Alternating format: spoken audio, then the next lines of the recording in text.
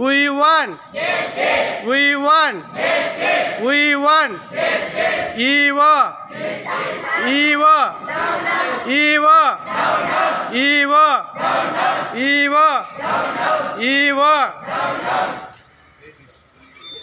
ఈ పరిపాలన మాకొద్దు. ఈ పరిపాలన ఈ పరిపాలన ఈ పరిపాలన ఈ పరిపాలన we won. We won. We won. Shankar Balaji down down. Shankar Balaji down down. Shankar Balaji. Shankar Balaji. Shankar Balaji. EO. EO down down. EO. EO. EO.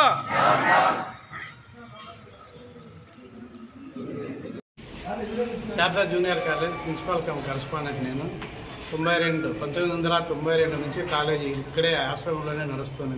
నా తర్వాతే అందరూ వచ్చినారు ఆశ్రమంలోకి. ఇప్పుడు ముఖ్యమైన విషయం ఏమిటంటే Sharada college back side ground, అది 10th class SKG oriental high school వాళ్ళ గ్రౌండ్. అది ఆ గ్రౌండ్కి ఎవరికి ఎలాంటి పర్మిషన్ లేదు. కానీ శంకర్ బాలాజీ దాదాపు మనము 4-5 సార్లు రిప్రజెంటేషన్ ఇవ్వడం జరిగింది. ఆ రిప్రజెంటేషన్ తీసుకునేప్పుడు ఐ విల్ టేక్ యాక్షన్ అంటాడు అంతే. ఆయన ఈ రోజు వరకు ఎలాంటి యాక్షన్ తీసుకోలేదు. వాళ్ళైతే రోజు వచ్చి మాకు గొడవ చేస్తూనే ఉన్నారు. ఎలాంటి గొడవ అంటే ఎన్సీసీ అంటే మీకు తెలిసిందే ఉంటుంది. లెఫ్ట్ రైట్ పీసే ముడ్డు 1 2 1 2 3 4 చాలా అల్లరి ఉంటుంది.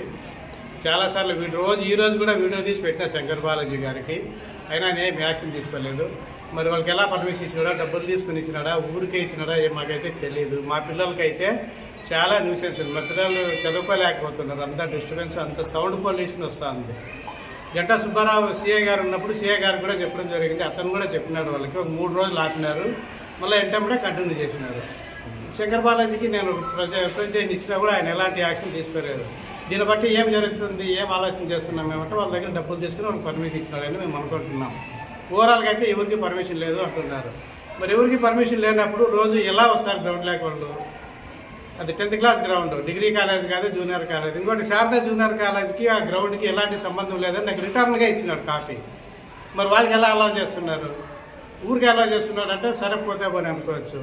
పెద్ద పొల్యూషన్, చాలా న్యూసెన్స్గా ఉంది మా పిల్లలకి. మేము చదువుకోవాలన్నా వద్దా? మా పిల్లలు స్టూడెంట్లే కదా.